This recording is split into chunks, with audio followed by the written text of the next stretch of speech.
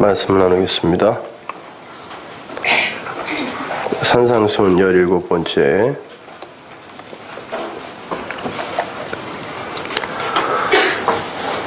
산상순 17번째. 내가 음녀 이세벨이며 내가 음녀 바벨론입니다. 마태복음 5장 27절에서 32절까지의 말씀 함께 봉독합니다. 또 간음치 말라 하였다는 것을 너희가 들었으나 나는 너희에게 이르노니 여자를 보고 음욕을 품는 자마다 마음에 이미 간음하였느니라. 만일 내 오른눈이 너로 실족해 하거든 빼어내버리라. 네 백체 중 하나가 없어지고 온몸이 지옥에 던지우지 않는 것이 유익하며 또한 만일 내 오른손이 너로 실족해 하거든 찍어내버리라. 네 백체 중 하나가 없어지고 온몸이 지옥에 던지우지 않는 것이 유익하니라. 또 일러스되 누구든지 아내를 버리거든 이혼 증서를 줄 것이라 하였으나 난 너에게 이르노니 누구든지 음행한 연고 없이 아내를 버리면 이는 저로 간음하게 하며 또 누구든지 버린 여자에게 장가되는 자도 간음함이니라. 아멘. 저는 지난 시간에 기독교에서의 그 죄의 개념은 단순히 행위화되어서 이렇게 제품으로 밖으로 터져나온 부도덕과 비윤리의 울타리를 넘어서는 그런 어떤 존재론적 측면으로 이해를 해야 한다고 말씀을 드렸습니다. 하나님께서 당신의 백성들에게 법을 주신 이유가 그것을 기준으로 해서 구원과 유기를 결정짓기 위해 주신 것이 아니라 예수 그리스도의 피라는 생명수를 마셔야만 비로소 하늘 존재가 될 수 있는 성도의 그 존재론의 회복, 오해되어지고 곡해되어져 있는 성도의 그 존재론의 회복을 위함이라고 말씀드렸죠. 그러한 존재론의 회복이 바로 생명 차원으로의 몰입이기 때문에 그래요. 그러한 이 존재론의 그 터전이 혁명적 변화를 맞이하지 않은 상태에서의 모든 종교 행위와 선해 보이는 행사들은 전부 죽은 자에게서 나오는 무가치한 것이며 무의미한 일이 되는 거예요. 참된 생명에 대해서 죽어있는 자, 즉 영생의 말씀이신 예수의 그 진리를 올바로 깨닫지 못한 자를 죄인이라고 하는 거고, 그에게서 나오는 그 어떤 모양의 사유와 행위도 다 죄라 그랬죠. 성경은 그렇게 관역을 벗어나서 하마르티아, 관역을 벗어나서 엉뚱한 방향으로 달리고 있는 자들을 실족한 자라 부르면서 주의 은혜에서 끊어진 자라고도 불러요. 그렇게 한 몸으로 연합되어 있어야 하는 그 나무와 가지에 그래야 열매가 맺는다 그랬죠. 열매는 12가지 실과 생명이란 말이에요. 그래야 생명이 맺혀지는데 이게 끊어지면 열매를 못 맺게 되는 거죠. 이걸 이혼이라고 그러고 이걸 간음이라고 한다 그랬습니다. 그 상태에서 그렇게 이혼되어지고 간음하고 있는 상태에서 자기 자신이라는 우상의 독립을 위해 달리는 자들, 이게 역사 속 아담들이잖아요. 이렇게 죄라는 건 행위화되어서 제품으로 만들어져야 비로소 성립되는 게 아니라 하나님의 은혜를 떠난 자들 안에 내재되고 잠재되어져 있는 본질적이며 근원적인 개념인 거예요. 그래서 행위화되어 나오지 않은 그 마음속의 탐심까지도 죄라고 한 거란 말입니다.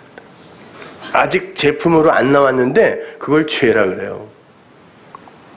그렇기 때문에 죄인의 눈을 하나 뽑는다거나 손목을 하나 잘라낸다고 해서 그 존재의 죄의 문제가 해결이 되는 게 아니에요. 그러니까 실제로 예전에 아주 그냥 아주 철저한 그런 금욕주의자들, 이런 사람들은요 실제로 눈을 뽑고 손을 자르고 심지어 거세까지 한 사람들 있죠. 그 이 성경 말씀들을 그렇게 곡해를 하면은 그렇게 큰일 나는 거, 엉뚱한 짓들을 벌이는 거죠. 그런다고 해서 죄의 문제가 해결되냐고요. 이거 몇 개 자른다고 해서. 하나님은 그 정도를 지적하고 경고하시는 게 아니에요. 그 존재의 본질을 지금 까발리고 계시는 거란 말입니다. 그러므로 예수님께서 말씀하신 오른눈과 오른손을 뽑고 찍어라 라는 권고는 단순히 우리의 죄된 육의 절단에 관한 이야기가 아니라 선악과라는 그 인본의 에너지, 선악과를 먹으면 힘이 생겨요. 에너지가 생긴단 말이에요. 그리고 하나님처럼 살 수 있는 힘이 생기는 거니까 제가 인본의 에너지라 그러니까 선악과를. 그런 인본의 에너지를 향한 인간 욕망의 눈을 뽑고 그들이 손을 뻗어 잡잖아요. 그 손모가지를 똑 잘라버리겠다라는 그런 하나님의 선언이요 약속인 거예요. 그래야 살거든요. 그 탐욕의 눈과 탐심의 손 때문에 아담과 하와가 무트타무트 정령주구리라의 세계로 밀려 들어간 거 아닙니까? 그러니까 하나님이 그거 잘라야 된단 말이에요. 그거 뽑아야 된단 말이죠.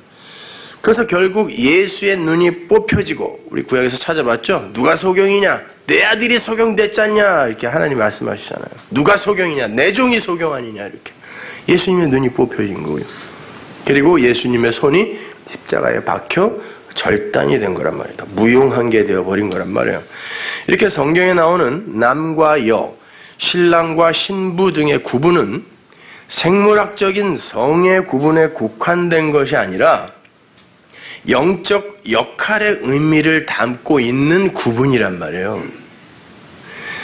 아들을 가진 자, 그 씨를 가진 자, 말씀을 가진 자, 말씀을 씨라고 하고 아들을 제라, 후손이라고도 하고 그 씨라는 단어거든요. 같은 단어단 말이에요. 그 말씀, 아들, 씨를 가진 자를 가리켜 남자, 신랑, 아들 이렇게 부르는 거고 그 아들로부터 씨를, 생명을 받아야 비로소 존재일 수 있는 그런 자들을 가리켜 여자라고 부르는 거예요.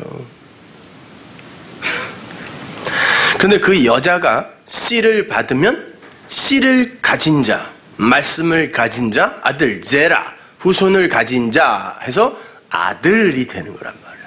아들로 편입이 되는 거란 말이죠. 그것이 바로 천국 백성 탄생의 메커니즘이라고 했습니다. 그러니까 씨를 가지기 위해선 나는 여자입니다 라는 고백이 선행되어져야 되는 거죠. 근데 여자는 뭐예요? 남자의 갈비뼈가 없으면 남자의 죽음이 잠듦이 없으면 존재일 수도 없는 자, 없었던 자, 나는 여자입니다라는 고백이 있어야 씨를 받지요. 그죠? 남자의 씨를 받는단 말입니다. 따라서 아들에 대한 충분한 이해와 사랑도 없는 상태에서의 그 여자들의 그 열심과 노력, 여자의 그 아들 흉내내기. 그래서 교회에서 여자야 잠잠하라 그러는 거예요. 여자들은 뭐 아무 일도 하지 말라는 게 아니라 복음을 잘 설명할 수 있으면 나와서 복음도 설명하고 기도도 하고 해야지. 왜 여자는 뭐 집에서 뭐 밥만 하고 설거지만 해요? 그럼 꼭 여자들은 교회 와갖고 식당에 가서 밥만 하고 설거지만 하고 그러고 있어요.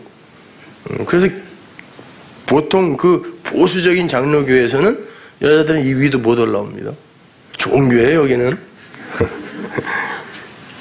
그 엉터리로 성경을 봐서 그래, 표피적으로. 남자, 여자를 그냥 생물학적인 어떤 그런 성의 구분으로만 보니까 성경을 그따위로 엉터리로 보는 거죠. 그래서 여자들이 그냥 교회에서 찍소리도 못하고 그렇게 다니는 거죠. 아니에요, 괜찮아요. 그렇다고도 너무 떠들고 다니지 마세요. 시끄러워 죽겠어요. 자, 그렇게 그러한 여자들의 자기의 챙기기 있죠. 자기 스스로 독립성을 주장하면서 씨 필요 없어. 나도 하나님처럼 살 수 있어. 이걸 간음이라고 한다 그랬어요. 네. 자기의. 그러니까 성경에서의 간음이나 이혼의 개념은 단순히 사회적 규범이나 도덕 윤리의 범주에서 이해되어지는 그런 종류의 것에 국한된 게 아니라 은혜가 가입하지 않은 상태에서의 그런 인간 본성의 한계와 내용, 실체, 그걸 지적하고 폭로하는 개념이란 말이에요. 그게 이혼과 간음의 이야기란 말입니다. 그러므로 예수님께서 이혼하지 마라고 하셨을 때 예수님과 신부가 하나로 연합된 상태가 남자가 부모를 떠나 여자와 한 몸이 된 거, 이게 혼인이잖아요. 그러니까 이혼하지 마라고 했을 때 너 나 떠나지 마란 뜻이에요.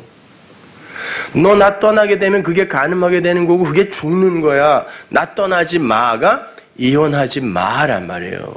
제가 다음 시간에 이제 확실하게 다 결론을 지어 드릴 텐데 너희들은 나를 떠나서는 아무것도 할 수 없는 존재들이니까 나에게 꼭 붙어 있어라. 내 갈비뼈가 없었으면 너희들은 존재일 수도 없는 거였어. 근데 너희들이 무슨 독립을 주장하고 그걸 추구하고 그래. 아니야, 이혼하지 마. 떨어져 나가면 죽어. 이렇게 말씀하시는 거란 말이에요.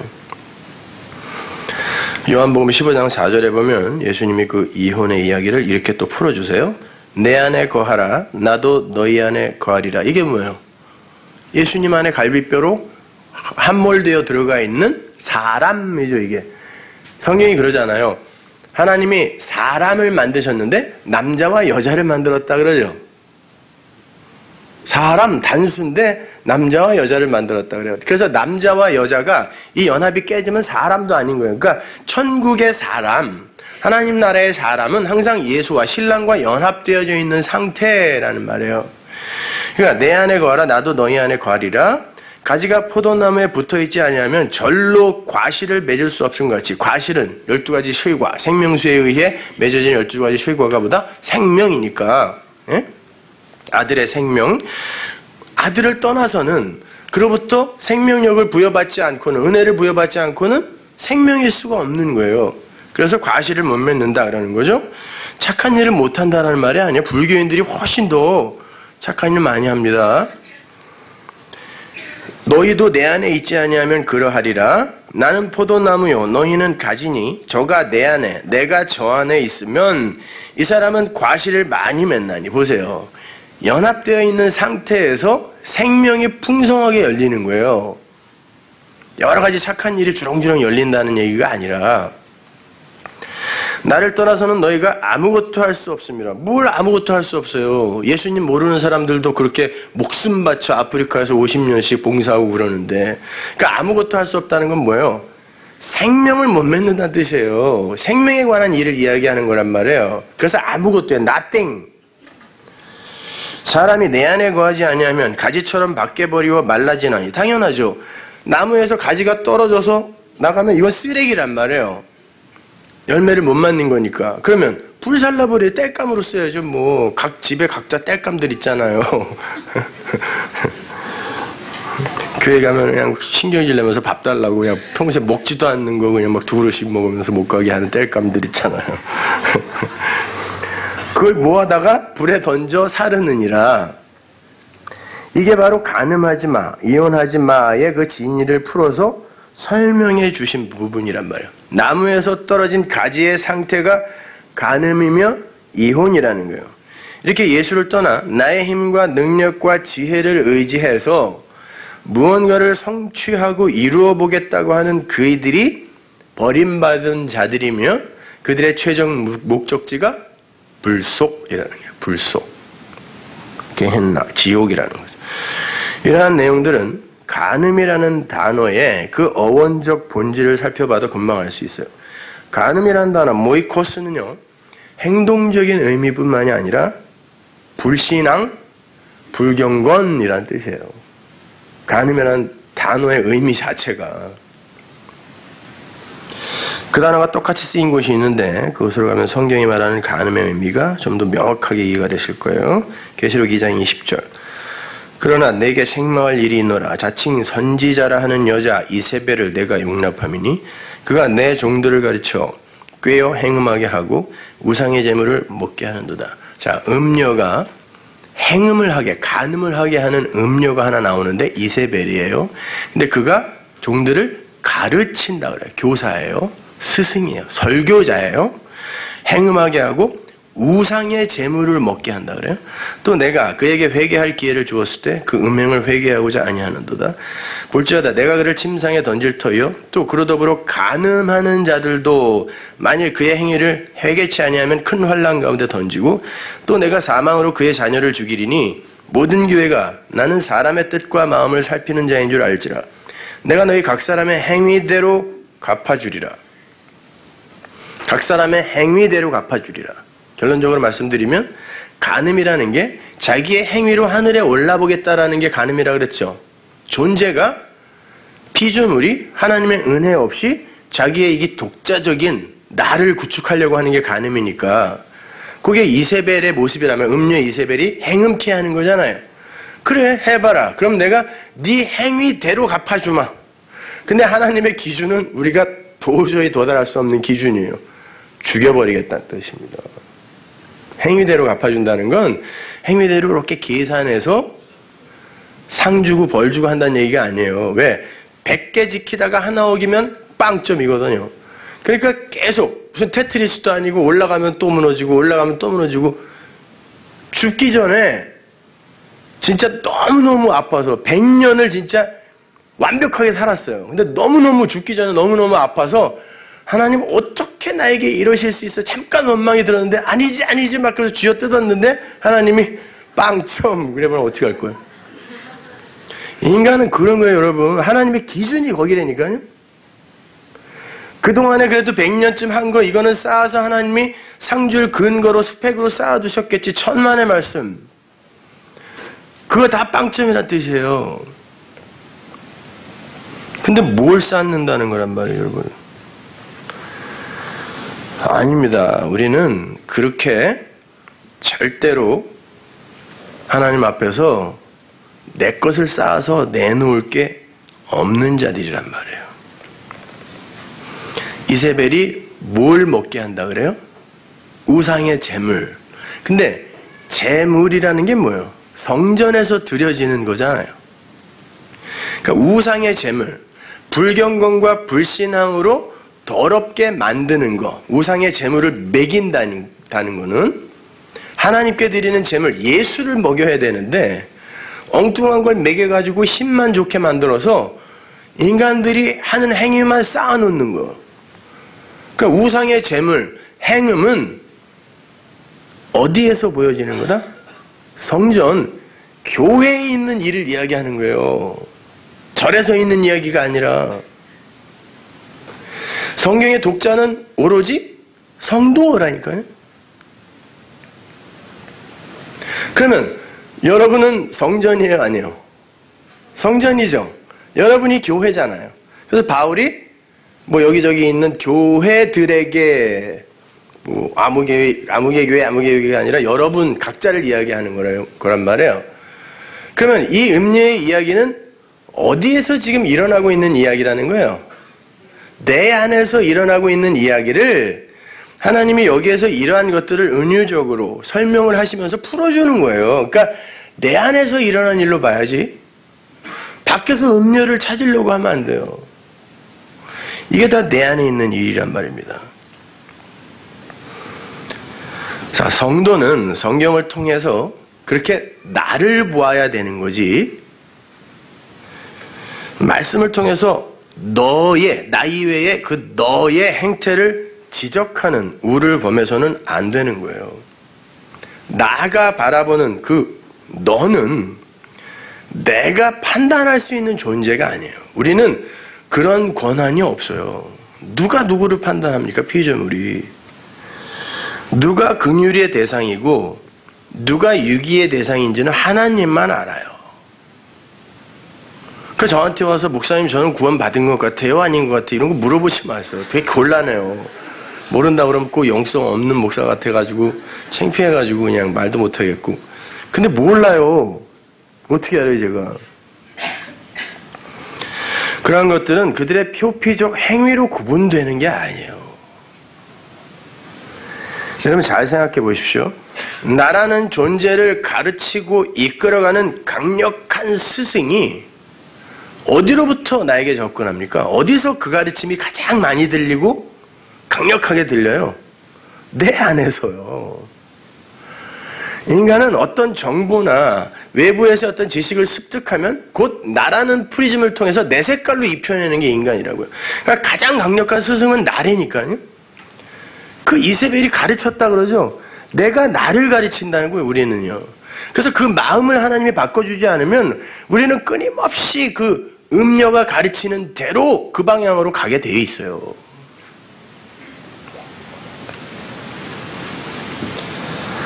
자, 그렇게 내 안에 음녀 이세벨이 있는 거고 내 안에 간음하는 여자가 있는 거지.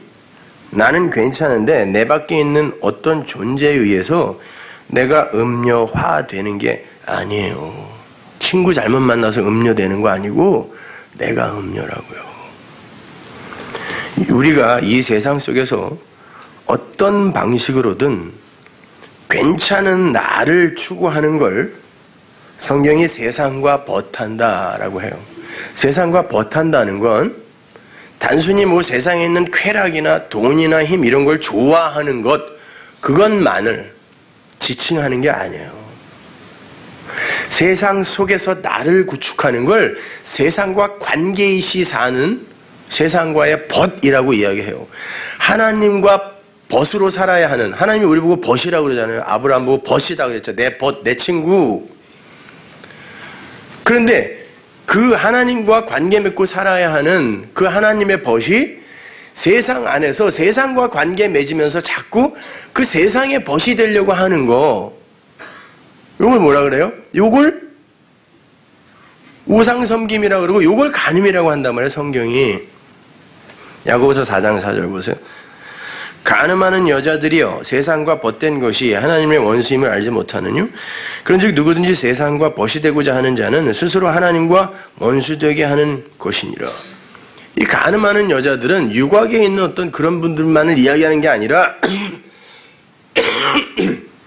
여러분과 저를 이야기하는 거예요. 간음하는 여자들아 이렇게 부르는 건. 그렇다면 왜 성경이 그 많은 여자들 중에서 음녀의 이름을 굳이 이세벨이라고 명명을 하는지 잘 보자는 말이에요. 이세벨은 유다왕 아합의 아내죠.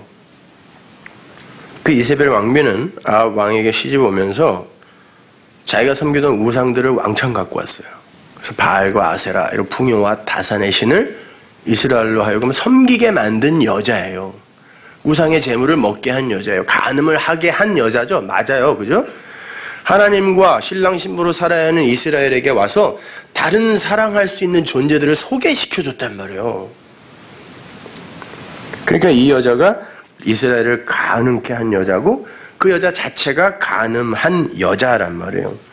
이렇게 하나님이 아닌 나의 영광을 위해 살도록 부추기는 걸 행음케 한다, 간음케 한다 라고 하는 거예요. 그건 단순히 여러분을 세상에 힘을 얻으세요, 고지 꼭대기에 올라가세요, 이런 뭐 고지론이나 기복사상 이런 유치한 거 말고, 그건 물론 가늠하게 하는 거예요. 그런데 그거 말고 여러분 사람다운 사람이 되세요. 신앙인으로서 이따위로 살아서야 되겠습니까? 예수와 십자가에 대해서는 가르쳐주지도 않은 상태에서 그냥 그들의 행위만을 독려하여 도덕과 윤리로 계속 끝내는 거, 너를 빛내라는 거예요. 그건 고지 꼭대기에 올라가서 세상에 영향력을 미쳐라, 이거보다 더 무서운 거예요. 그거는요. 그렇게 살지 말라는 게 아니에요. 근데 예수의 은혜 안에서 그렇게 사시라는 거죠. 그러한 음녀 이세벨을 향한 하나님의 저주가 이러해요. 열왕기하 9장 36절 보세요. 돌아와서 고한데 예후가 가로되 이는 여호와께서 그 종 디셉 사람 엘리야로 말씀하신 바라. 이르시기를 이스라엘 토지에서 개들이 이세벨의 고기를 먹을지라 그 시체가 이스라엘 토지에서 거름같이 밭면에 있으리니 이것이 이세벨이라고 가리켜 말하지 못하게 되리라 하셨느니라. 음녀 이세벨의 고기를 개들이 뜯어먹도록 저주하죠. 요한계시록에 가면 어떤 여자를 짐승들이 뜯어먹는 장면이 나와요. 가보죠. 계시록 17장 16절. 내가 본 바 이 열불과 짐승이 음녀를 미워하여 망하게 하고 자, 음녀가 나오고 벌거벗게 하고 그 살을 먹고 불로 아주 살으리라. 열왕기서에서 언급된 그 이세벨이 요한계시록에 이렇게 등장해요. 이렇게 음녀 이세벨은, 간음하는 여자는 반드시 죽어야 돼요. 철저한 멸망이에요. 근데 이 음녀 이세벨이 요한계시록에 어떻게 묘사가 되어 있는지 조금만 더 구체적으로 보죠. 계시록 17장 1절 보세요. 또 7 대접을 가진 7 천사 중 하나가 와서 내게 말하여 가로되 이리 오라. 많은 물 위에 앉은 큰 음녀의 받을 심판을 내게 보이리라. 땅의 임금들도 그로 더불어 음행하였고 땅에 거하는 자들도 그 음행의 포도주에 취하였다 하고 곧 성령으로 나를 데리고 광야로 가니라. 내가 보니 여자가 붉은빛 짐승을 탔는데 그 짐승의 몸에 참남된 이름들이 가득하고 7머리와 10뿔이 있으며 그 여자는 자줏빛과 붉은빛 옷을 입고 금과 보석과 진주로 꾸미고 손에 금잔을 가졌는데 가증한 물건과 그의 음행에 더러운 것들이 가득하더라. 그 이마에 이름이 기록되었으니 비밀이라 큰 바벨론이라 땅의 음녀들과 가증한 것들에 어미라 하였더라. 성령께서 요한을 데리고 어디로 가요? 광야로 가죠. 성령이 어떤 인물을 광야로 데리고 간 적이 있었어요. 지금 그 이야기를 연계시켜서 지금 설명을 하고 있어요. 이 광야는요, 이미 계시록 12장에 한번 등장했던 곳이에요. 한번 가볼까요? 12장 5절 보세요. 하늘에 큰 이적이 보이니 해를 입은 한 여자가 있는데 그 발 아래는 달이 있고 그 머리에는 12별의 면류관을 썼더라. 12는 항상 아들의 숫자라고 그랬어요. 이 여자가 아이를 베어 해산하게 되매 아파서 애써 부르짖더라. 하늘에 또 다른 이적이 보이니 보라, 한 큰 붉은 용이 있어 머리가 7이요 뿔이 10이라. 그 여러 머리에 7 면류관이 있는데 그 꼬리가 하늘별 3분의 1을 끌어다가 땅에 던지더라. 용이 해산하려는 여자 앞에서 그가 해산하면 그 아이를 삼키고자 하더니 여자가 아들을 낳으니 이는 장차 철장으로 만국을 다스릴 남자라. 시편 2편에서 이게 누구다? 예수예요. 그 아이를 하나님 앞과 그 보좌 앞으로 올려가더라. 승천입니다. 그러자 그 여자가 광야로 도망하매 거기서 1260일 동안 저를 양육하기 위하여 하나님의 예비하신 곳이 있더라. 1260일, 한때 두때 반때, 3달 반, 42달 똑같은 거죠. 다 이 역사, 인생을 상징적으로 가리키는 숫자란 말이에요. 이 12는 조금 전에 말씀드린 것처럼 하나님의 백성, 아들 안에서 아들로 입양된, 편입된 그러한 하나님의 교회를 가리키는 거예요. 그래서 야고보도 1장 1절에서 뭐라 그러죠? 교회를 흩어진 12지파에게 편지하노라 그래요. 12지파가 있어요 그때. 근데 흩어진 12지파에게, 교회계를 12지파라고 이야기해요. 요한계시록에서도 계속해서 12지파, 12사도, 이것이 12문 위에 이름이 기록되어 있죠. 그 교회란 말이에요. 거룩한 성 새 예루살렘은 어린 양의 신부다라고 이야기하잖아요. 우리를 이야기하는 거란 말이에요. 그러니까 이 12별 면류관을 쓴 이 여자는 교회란 말이에요. 그 교회가 도저히 생명을 잉태할 수 없는 존재예요. 왜? 없음이니까, 원래가. 없음이니까. 그래서 성경에 보면 하와, 무투타무트, 죽은 여자니까 잉태 못합니다. 원래 못하게 되어 있는 거예요, 이제는. 선할 거 먹고는. 하와, 사라, 또 라헬, 리브가, 마리아, 전부 애 못 낳는 여자들이죠. 근데 이 라인에서 예수님이 와요. 그러니까 그리고 왜 맨 마지막이 마리아냐면 그 마리아가 쓴물이라는 뜻이라고 했습니다. 그러니까 이 쓴물이 단물이 되기 위해서는 십자가, 나뭇가지가 던져져야 되는데 그 십자가에 의해 마리아가 단물이 되어 생명수, 그 생명수를 부여받고 잉태를 하는 사람이 되는 거예요. 그래서 예수가 나오는 거거든요.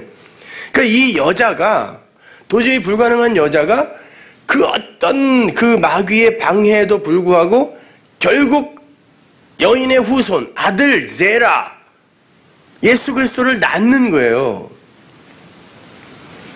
근데 그 여자가 예수를 낳고 어디로 가요? 광야로 가요. 스데반에 의하면 그 광야는 광야 교회라고 그러잖아요. 그러니까 여러분의 이 교회 생활, 여기가 뭐예요? 양육받는 곳이에요, 여러분이. 근데 양육이라는 그 단어, 액투레포라는 단어가 무슨 말이냐면 장성한 분량까지 자라게 하다라는 뜻이에요. 이게 양육하다거든요. 그러면 어떤 장성한 분량까지겠어요? 촉촉 나와야지 이제. 그리스도의 장성한 분량까지 자라는 것이 교회라는 뜻이에요. 여러분의 인생이란 말이에요, 그것이. 그럼 또 속으로 거봐 자라야 되지 뭐 이렇게 말씀하실 거라고. 그러면 예수님이 성령에 의해 바로 그 광야에서 무엇을 행해 놓으셨는지, 완료해 놓으셨는지를 알아야 그 분량까지 자랄 거 아니에요. 그 광야에서 예수님이 어떤 걸 이루셨습니까? 생각해 보세요. 거기까지 자라야 되는 게 교회 안에서의 성도, 여자들의 일이란 말이에요. 광야에 가서 예수님이 시험 받았어요. 어떤 시험 받았습니까? 돌로 떡 만들어 먹으라. 예수님은 산돌이라 그래요. 모퉁이 돌이라 그래요. 근데 그분이 왼수들의 만나 떡이 돼서 이 땅에 온 걸 십자가라 그러죠. 그러면 마귀가 돌로 떡을 만들어라 라는 건 정확하게 복음, 말씀을 이야기하고 있는 거예요. 십자가를 이야기하는데 그거 먹고 힘내서 말씀이, 복음이 나에게 힘이 되어서 너의 생명을, 역사 속 생명을 유지하게 하라. 이게 교묘한 거예요, 여러분.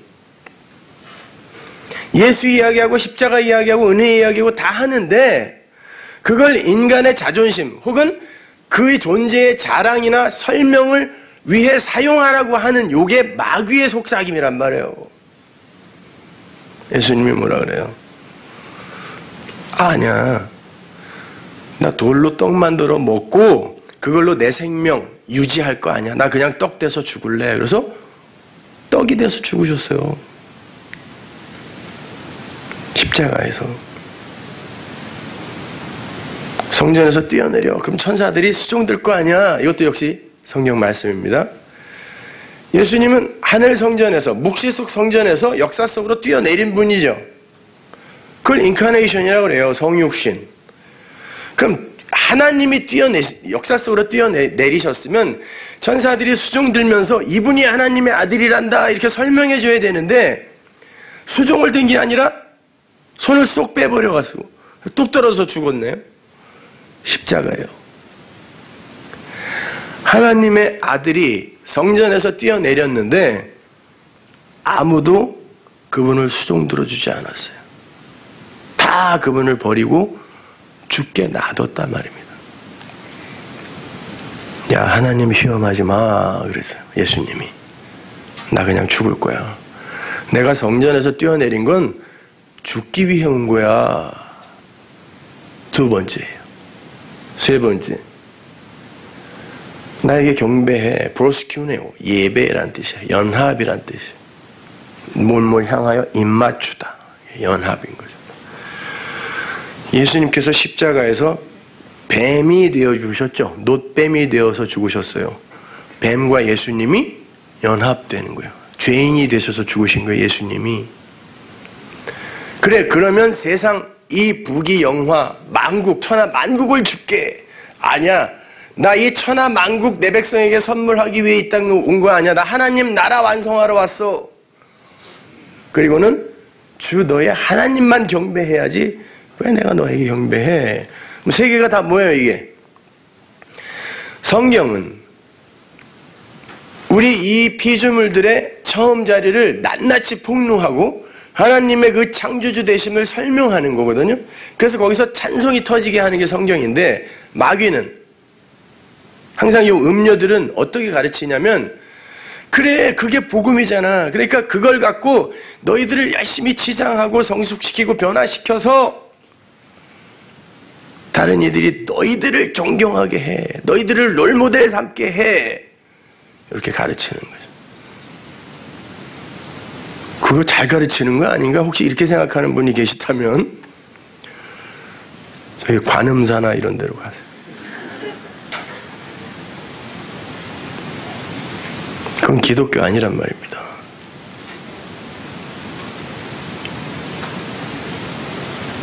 그러니까 그렇게 나를 자랑하고 증명하는데 하나님마저도 끌어당겨 사용하려고 하는 이게 행음이며 간음이며 세상과 버타는 거란 말이에요. 그게 하나님이란 신랑과 이혼한 자들의 그런 모습이란 말입니다. 그러니까 여자는 반드시 광야에서 그러한 그리스도의 장성한 분량, 이 세상에서 복음을 받은 자로서 아들을 가슴에 품은 자로서 자기를 증명할 수 있는 게 아니라 하나님의 뜻대로 십자가 지고 부인당하여 죽는 그 자리가 그리스도의 장성한 분량으로 자라는 거예요. 거기가. 그게 예수님이 광야에서 성취한 거니까. 착해지는 것 정도가 아니란 말입니다, 여러분.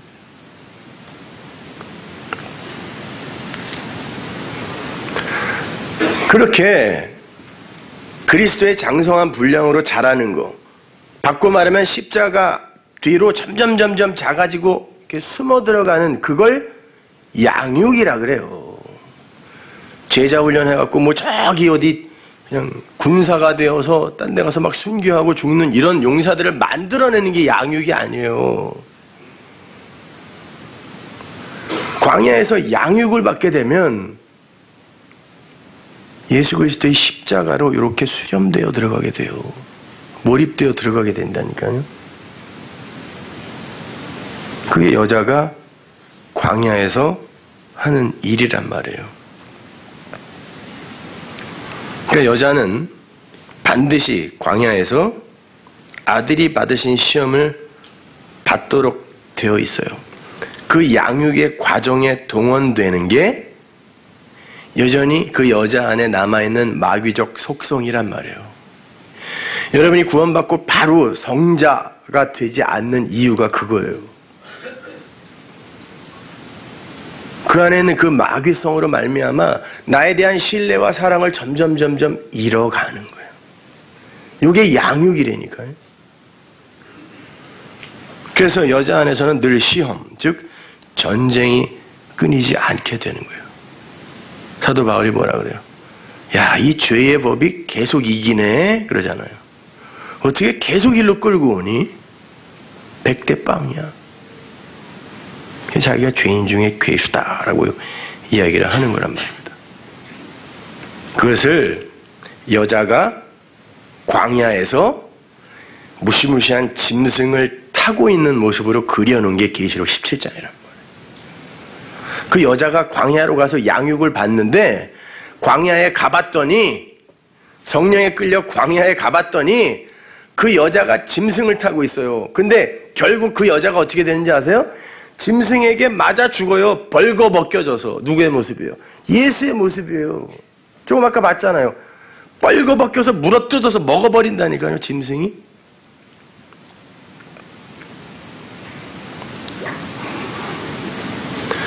그렇게 광야에서 짐승을 타고 있는 그 여자는 나의 밖에서 존재하는 절대 타자로서의 어떤 존재가 아니라 내 안에서 여전히 나를 가르치고 훈계하고 이끌어가려고 하는 마귀적 속성을 이야기하는 거예요. 그래서 계시록 12장에 이 여자의 이야기가 나오고 이 여자가 도망간 광야의 이야기가 나온 다음에 13장에 그 유명한 666 짐승의 이야기가 나오는 거예요.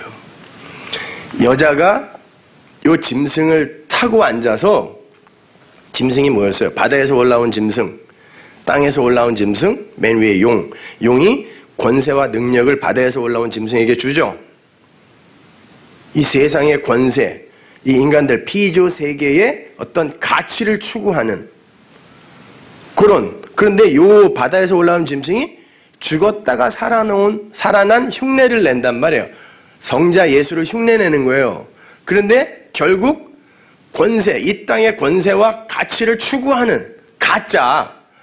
그리고 땅에서 올라온 짐승은 요게 맞아 라고 하면서 기적과 이사를 동원하여 바다에서 올라온 짐승을 경배하게 하죠. 얘게 맞는 거야 분위기 잡는 거예요.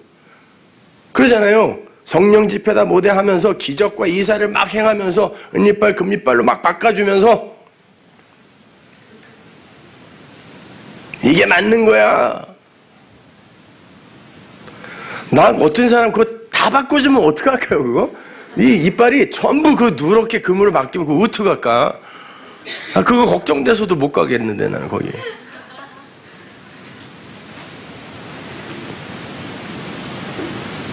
그러니까 오늘날 교회가 이 흉내를 그대로 내는 거죠. 그 모습이에요, 이게. 삼위일체 하나님을 그대로 흉내를 내는데 하나님의 자리에는 못 올라가요. 근데 당시의 사람들은 하나님의 수, 안식의 수 7과 완전수, 하나님의 수 3위의 하나님 3. 그래서 777을 하나님으로 표기했단 말이에요. 거기에 못 미치는 흉내만 내는 자 666이에요. 그게 마귀의 세력이란 말이에요. 무슨 베리 치빈이 있다는 소리 좀 하지 마세요, 좀. 그런 거 나오면 빨리 받으세요, 그냥 편안하게. 그거 받아야 마귀가 날 조종해요? 천만에요. 지금 여러분 마귀가 조종해요, 여러분. 솔직히 하나님의 은혜에 의해 끌려가는 삶이 더 많아요? 마귀에게 끌려가는 삶이 더 많아요? 근데 무슨 베리치 핑계를 대려고 그렇게 지금 마귀 새끼처럼 살면서 다 그 이야기 하는 거 아니에요, 성경은요. 그런 유치한 얘기 하는 거. 그 짐승, 그거를 여자가 타고 있어요. 이 여자가 지금 추구하는 이 세속적, 이 세상적 욕망이 바로 그 짐승의 실체란 말이에요.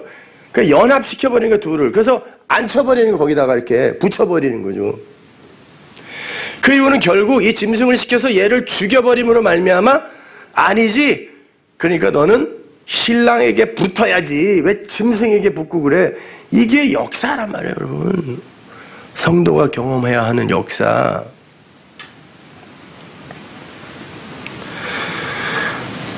자, 17장에 보면요. 그 음녀 이세벨, 가늠케 하는 여자가 짐승을 타고 있는데 그 짐승이 10뿔과 7머리를 갖고 있고 참남된 이름을 가지고 있다 그래요. 그건 13장에 나오는 바다 짐승과 똑같은 모습이죠. 그 짐승은요. 그걸 타고 있는 거예요. 13장 1절 보세요. 내가 보니 바다에서 한 짐승이 나오는데 뿔이 10이요 머리가 7이라 그 뿔에는 10면류관이 있고 그 머리들에는 참남된 이름들이 있다. 똑같잖아요. 17장의 그 짐승, 여자가 타고 있는 짐승과 13장에 바다에서 올라온 예수 흉내내는 그 짐승과 똑같단 말이에요. 참남된 이름이란 여호와의 이름을 모독하는 이름이란 뜻이에요. 그래서 그 밑으로 내려가면 그가 어린 양과 싸우는 자 그래요. 십자가를 대항하여 싸우는 거예요. 은혜는 무슨 은혜야? 우리도 해야지 이거. 어린 양과 싸우는 자. 그게 짐승이란 말이에요. 그 10뿔은 피조물의 권세를 키우고 쌓아서 세상의 왕이 되고 싶어하는 그 마귀의 세력의 욕망의 강도가 얼마나 엄청난지를 보여주는 거예요. 그래서 10뿔이에요. 완전한 10뿔. 7머리는 그 밑에 보면 7산이다 그래요. 한번 가보세요. 17장 9절. 지혜 있는 뜻이 여기 있으니 그 7머리는 여자가 앉은 7산이요. 그 밑에 가면 시방 감추어진 왕은 요걸 이제 7왕이라고 하거든요. 좀 이따가. 근데 시방 감추어진 왕이 또 하나 있어요. 이 세상이에요. 여러분과 저를 이야기하는 거예요. 근데 그 시방 감추어진 왕은 7에 속한 8번째 왕이라고 그래요. 그 속성을 그대로 갖고 있는 우리. 근데 교묘하게 숨어 있는 거예요. 감추어져 있는 거예요. 그래서 있었는데 시방 없어졌다가 곧 나타날 그거. 우리예요. 이 교회를 이야기해요. 오늘날 왜곡되어진 교회 이야기하는 거예요. 무슨 절이나 사원 이런 거 이야기하는 거 아니에요. 성경은 그런데 관심이 없어요. 교회 안에 있는 알곡과 가라지에 대해서만 이야기해요. 성경은. 자, 여기서 보면 7머리는 여자가 앉은 7산이라 그러죠. 그리고 그 아래 보면 7산은 7왕이라 그래요. 근데 여자는 지금 짐승 위에 앉아 있잖아요. 근데 여기서 또 산 위에 앉아 있다 그러죠. 그럼 7산, 7짐승, 10뿔, 일곱 왕, 이건 같은 걸 이야기하는 거예요, 지금요. 거기다가 자꾸 뭘 대입을 해갖고 뭐 이씨 공동체 뭐 이런 거, 그런 거 하지 마세요.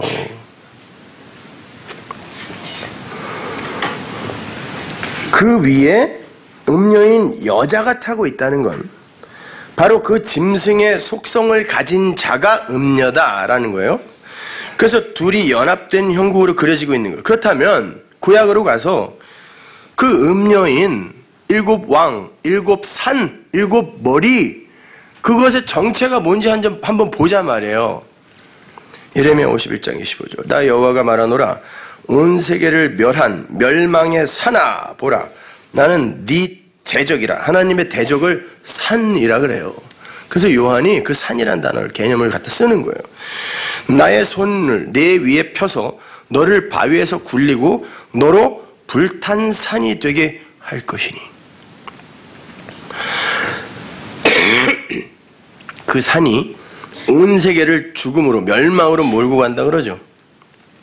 아담들을 사망으로 몰고 가는 죄의 세력, 그 뱀, 나하슈. 뭔 말을 하기는 했는데 나하슈가 말이 없음이란 뜻이죠. 가짜 말을 하는 거, 뱀이란 말이에요. 이게 멸망으로 몰고 가는 거, 가짜 말, 엉터리 말씀. 그게 음녀래요. 에스겔서 35장 3절 보세요. 이르기를 주 여호와의 말씀에 세일사나 내가 너를 대적하여 내 손을 내 위에 펴서 너로 황무지와 놀라움이 되게 할지라. 여기서 산은 하나님의 대적입니다. 이제 스가랴서로 가면 조금 더 확실해져요. 4장 6절 보세요. 그가 내게 일러 가로되 여호와께서 수룹바벨에게 하신 말씀이 이러하니라. 만군의 여호와께서 말씀하시되 이는 힘으로 되지 아니하며 능으로 되지 아니하고 오직 나의 신으로 되느니라. 큰 산아 네가 뭐냐. 네가 수룹바벨 앞에서 평지가 되리라. 그가 머릿돌을 내어 놓을 때 무리가 외치기를 은총 은총 헨 그레이스 은혜라는 말이에요. 그에게 있을지어다 하리라. 여호와의 성전은 비조세계의 힘이나 능으로 되는 게 아니라 오직 나의 신, 성령에 의해 은혜로 지어지는 거야. 요걸 부정하는 걸 큰 산이라고 하는 거야. 큰 산아, 네가 은혜, 헨, 그레이스를 무시해? 이거예요. 큰 산. 그게 짐승이란 말이에요. 그러니까 짐승, 음녀, 열불, 일곱 머리, 일곱 왕, 일곱 산 등은 하나님의 능력과 은혜 앞에서 자신들의 힘과 능을 증명하려 하고 자랑하려 하는 모든 세력을 가리키는 거예요. 그 모습이 광야에서 그리스도의 장성한 분량까지 자라나는 하나님의 양육을 받고 있는 여자들에게서 보여지더라는 거예요. 보여지죠? 자기는 알잖아요. 그게 역사 속에서 시험받고 있는 하나님의 백성들의 모습이란 말입니다. 에스겔서 23장으로 가면 이 요한계시록의 음녀의 모습이 마치 그 데칼코마니처럼 그대로 그려져 있어요. 에스겔서 23장 1절 보세요. 여호와의 말씀이 또 내게 임하여 가라사대 인자야 두 여인이 있었으니 한 어미의 딸이라. 그들이 애굽에서 행음하되 어렸을 때 행음하여 그들의 유방이 눌리며 그 처녀의 가슴이 어루만진 바 되었었나니 그 이름이 형은 오홀라요 아우는 오홀리바라. 그들이 내게 속하여 자녀를 낳았나니 그 이름으로 말하면 오홀라는 사마리아요 오홀리바는 예루살렘이니라. 사마리아는 북이스라엘의 수도, 예루살렘은 남유다. 이스라엘 전체 뭐라 그래요? 그걸 간음하는 여자라고 이야기해요. 하나님이요. 그들이 애굽에서도 간음했다 그래요.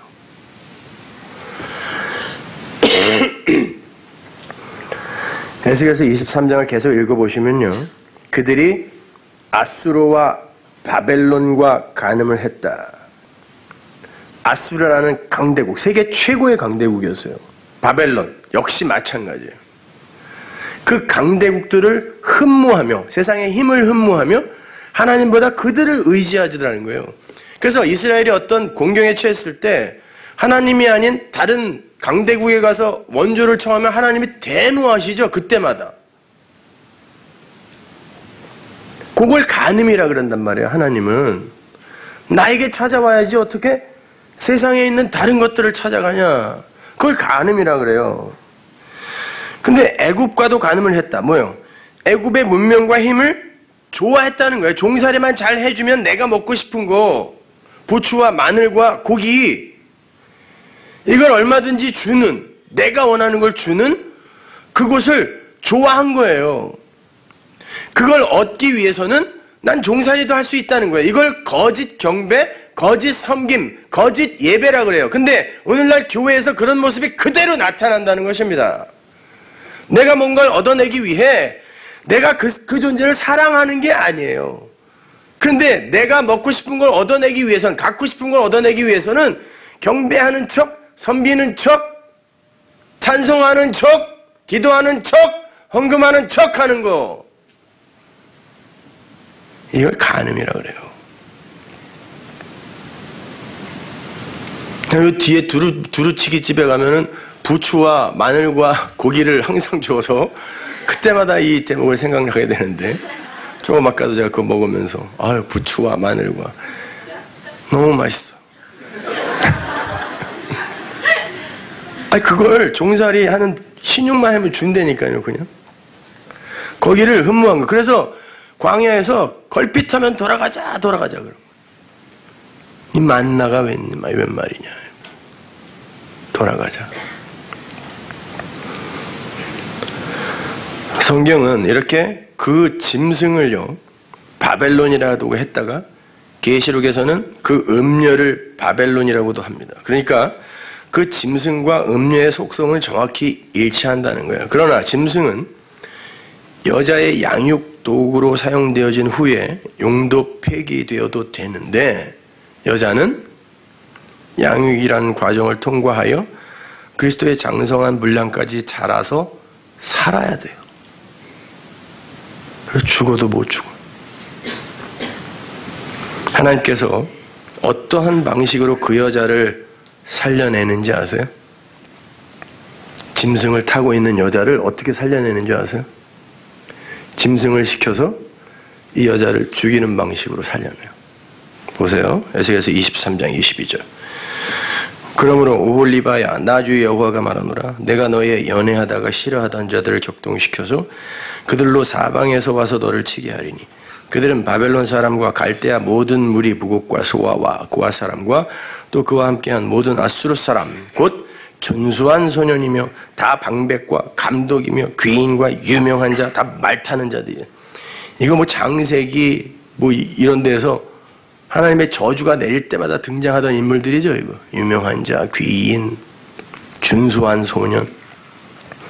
그들이 병기와 병거와 수레와 크고 작은 방패를 이끌고 투구 쓴 군대를 거느리고 치러 와서 너를 애워쌀지라. 내가 신문권을 그들에게 맡긴즉 그들이 그 신문권대로 너를 신문하리라. 내가 너를 향하여 투기를 발하리니 그들이 분노로 내게 행하여 내 코와 귀를 깎아버리고 남은 자를 칼로 엎드려뜨리며 내 자녀를 빼앗고 그 남은 자를 불에 사르며 또 내 옷을 벗기며 내 장식품을 빼앗을지라. 이와 같이 내가 내 음란과 애굽 땅에서부터 음행하던 것을 그치게 하여 너로 그들을 향하여 눈을 들지도 못하게 하며 다시는 애굽을 기억하지도 못하게 하리라. 죽이겠다는 걸 살리겠다는 거예요. 이 여자들을요. 살리겠다는 거예요. 어떻게? 아수르와 바벨론, 니들이 타고 앉아있는 그 짐승을 시켜서 니들을 공격하게 함으로. 그래서 실제로 BC 721년에 북이스라엘이 아수르한테 망해요. BC 586년에 남유다가 바벨론에게 망해요. 성경은 정확해요. 근데 그건 하나님이 간음하는 자기의 딸들을 살리기 위해, 행음하는 걸 그치게 하기 위해 그들이 타고 앉아있던 짐승을 오히려 동원하여 여자를 쳐서 죽여버리는 거예요. 여러분들이 타고 앉아있는 그것이 여러분을 반드시 죽이게 되어 있어요.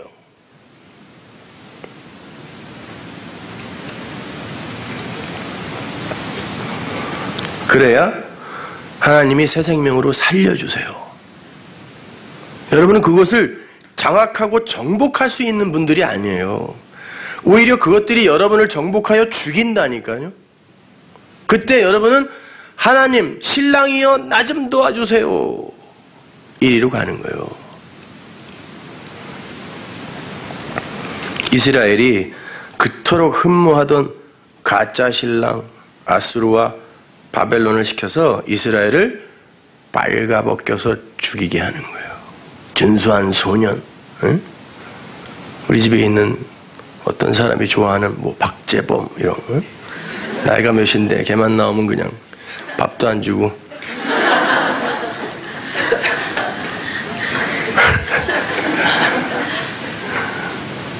그 준수한 소년이 이 여자를 죽인다니까요.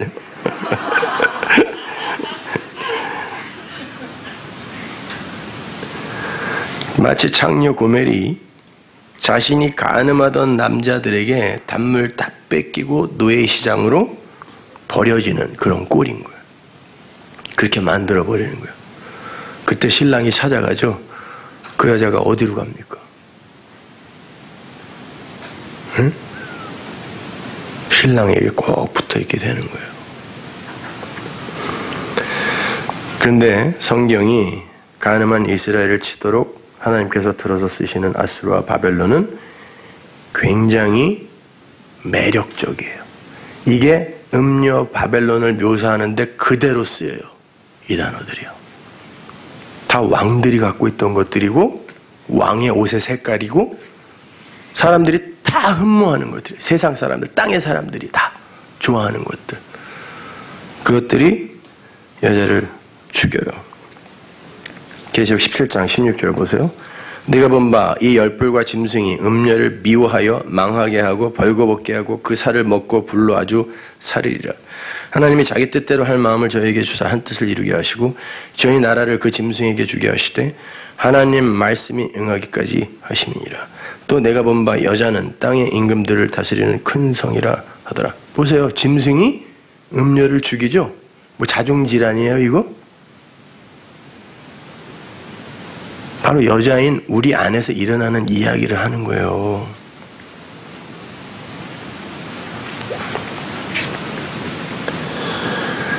신랑의 존재 속에서 갈빗뼈로 함몰되어 들어가서 신랑과 한 몸이 되는 그 천국 백성의 존재 방식에서 벗어나서 자기 존재의 독자적 존재성과 독립성을 챙기려 그 신랑의 몸에서 떨어져 나가서 하나님처럼의 삶을 추구하는 것을 간음이라 그래요. 근데 그 하나님처럼의 삶을 추구하는 그 일이 어디서부터 일어났어요? 선악과에서부터 시작됐죠. 그 선악과 사건은 곧 피조물 스스로가 선악의 주체로 서겠다고 하는 율법주의잖아요. 그렇다면 짐승 위에 앉아있는 간음녀는 누구다? 선악과 따먹고 율법 위에 앉아버린 아담과 하와를 이야기하는 거예요. 그 안에 들어있는 여러분과 나. 그런데 그 율법이 자신과 간음을 하려 하는 여자를 죽임으로 그 여자가 살아나요. 이게 바울의 서신서에 그대로 다 기록되어 있어요. 이제 그 여자의 이야기, 신부의 이야기가 뭔지 대충 감이 잡히세요? 왜 그 여자들이 막 죽고 남편이 죽고 막 이러는지?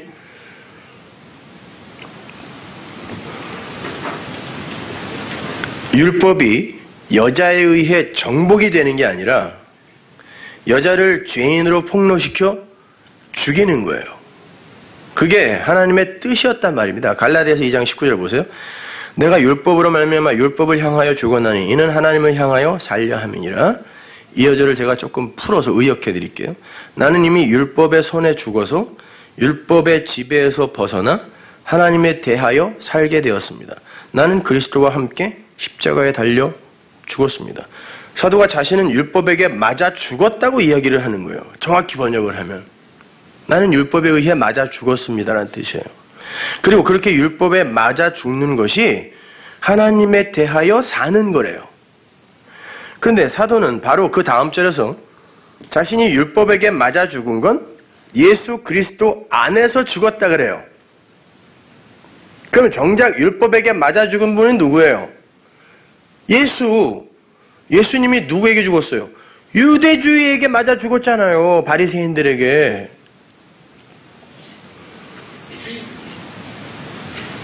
그 율법, 인본주의, 율법주의를 타고 앉은 음료는 우리란 말이에요. 지금도 여러분과 저는 그렇게 살아요.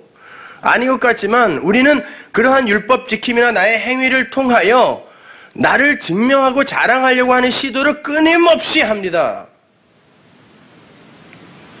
근데 예수님이 그 율법에게, 내가 그 율법에게 이제 맞아 죽어야 돼요. 나는 죄인입니다. 나는 못 지켜요. 근데 나는 끊임없이 나는 이 율법을 장악하고 있다고, 내가 이 율법을 파악하고 있고 장악함으로 말미암아 나는 이걸 지켜낼 수 있다라고 끊임없이 우리는 우기고 있단 말이에요.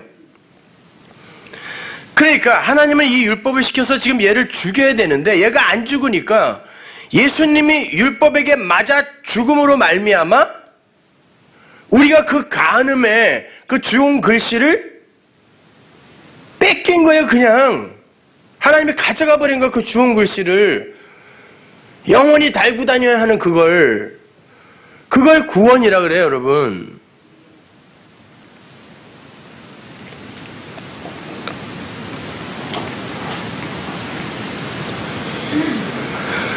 그래서 예수님이 유대주의에 의해 발가벗겨져서 죽으신 거예요.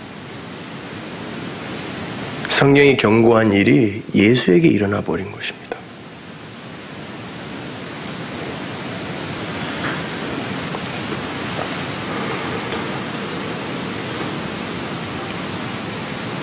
그 대속의 사실을 인정하게 되는 길에 우리에게서 일어나는 일이 뭐겠어요? 아, 내가 그 율법을 하나도 1.1획도 지켜낼 수 없는 자이기에 예수님이 율법에 의해 맞아 죽으신 거구나. 그게 여러분이 역사 속에서 율법에게 맞아 죽는 거예요.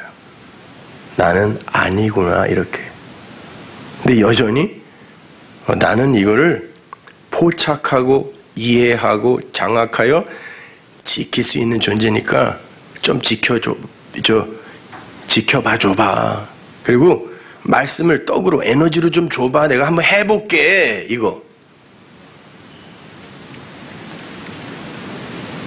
자, 돌이 떡이 된 거 그거 먹고 내가 힘내서 한번 해볼게. 복음으로, 말씀으로 힘내서, 진리로 힘내서 해볼게. 이거. 그걸 엉터리 성화라고 하는 거예요. 그런 시도와 노력이 없다는 게 아니에요. 있어요. 그리고 그거는 간절하게 우리 속에서 나와야 되는 지향성이기도 해요. 그러나 그 노력을 통해서 어떤 것이 이루어졌다고 해서 그걸 우리의 자랑으로 챙겨갖게 되면 그게 바로 간음이며 실패예요. 근데 거기서 자유로울 수 있는 사람이 없단 말입니다. 그래서 우리는 그렇게 예수의 은혜, 하나님의 은혜, 그 용서, 사랑, 그 안으로 함몰되어 자꾸 들어가야 되는 거예요.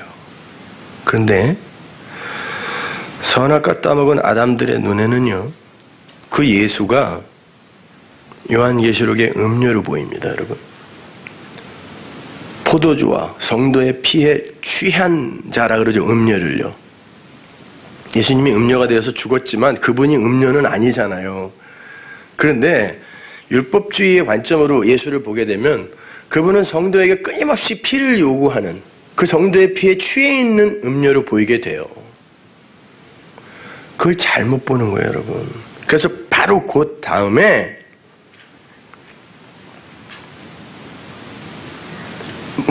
마음으로 음욕을 품는 자마다 이미 간음했다라는 말이 나오는 거예요. 그 어절을 직역하면 여자의 정욕을 향해 그것으로 여자를 보는 자마다라는 뜻이에요. 단순히 지나가는 여자 보고 음흉한 마음이 들었다고 이게 간음이라는 말이 아니에요, 성경은요. 그러니까 니들 다 간음한 자야, 이걸 강조하려고 써는 말이 아니라 인간의 그 정욕, 그 에피투미아라는 단어는요, 성전제사, 희생제사라는 두미에오라는 단어에서 나온 단어란 말이에요. 그러니까 이거는 성전에서 일어나는 율법의 이야기를 하는 거란 말이에요. 음욕이라는 단어 자체가, 그건 제가 다음 시간에 이제 설명을 자세하게 해드릴 텐데, 근데 그걸 뭐 지나가는 여자를 보고 그냥 실컷 쳐다보기만 해도 그냥 신랑을 쥐잡듯 잡으면서 너 간음했지? 그걸 좀 쳐다보게 하세요. 얼마나 볼 게 없으면 그렇게 반성을 하던가. 그런 얘기가 아니란 말이에요.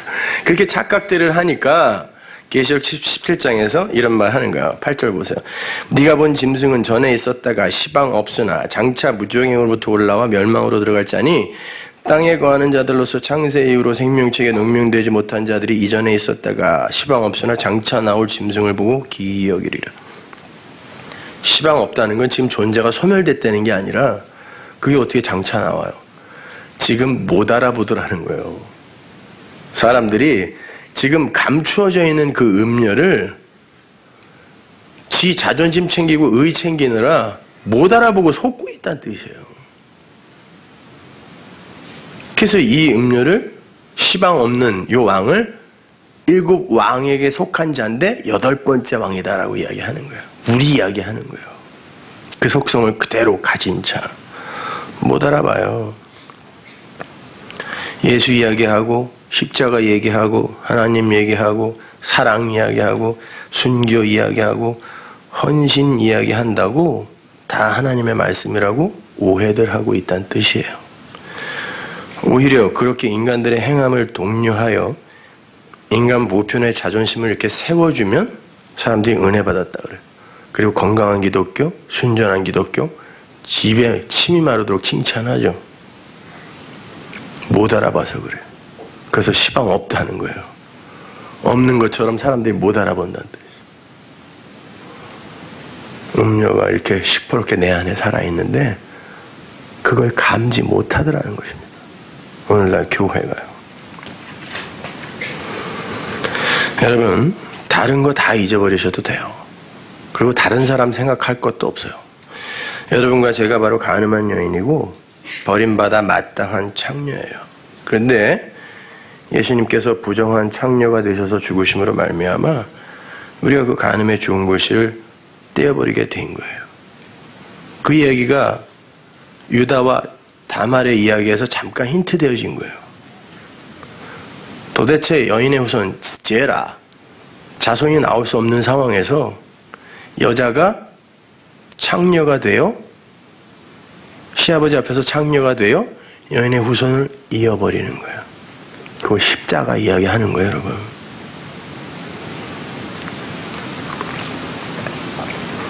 그 여자가 예수님의 족보에 떡하니 올라가 있단 말입니다. 그런 은혜의 복음을 올바로 이해한 이들이 이 세상에서 율법 앞에서 율법에게 맞아 죽는 자신의 처음 자리를 경험하면서 그래서 자신 때문에 예수가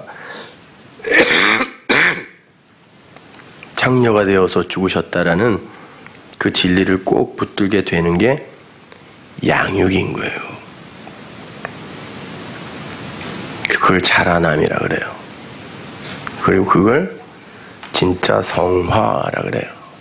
엉터리 성화 같은 거 쫓아다니지 마시고 진짜 성화들 하세요, 여러분. 예수의 은혜, 십자가로 인한 진짜 성화. 기도하겠습니다. 하나님 은혜를 감사합니다. 아버지 하나님, 저희들은 그렇게 저희들의 죄를 책임지고 죽을 수도 없는 그런 가녀린 존재들입니다. 그래서 우리 예수님 가늠한 여자 창녀가 되셔서 우리의 죄를 그렇게 속해 주셨습니다. 하나님 그 앞에서 우리는 하나님 제가 여자입니다. 신랑의 씨를 받지 않으면 그냥 이렇게 잉태치 못하는 없음에 죽은 흙의 존재에 불과합니다를 고백하면 되는 것인데 하나님 우리의 자존심이 선악과 먹은 그 하나님처럼의 욕구가 그것을 인정하지 못하게 합니다. 아버지, 이 음녀가 하루 속히 내가 타고 있는 율법이라는 짐승에 의해 맞아 죽게 하옵소서. 예수님의 이름으로 기도합니다. 아멘.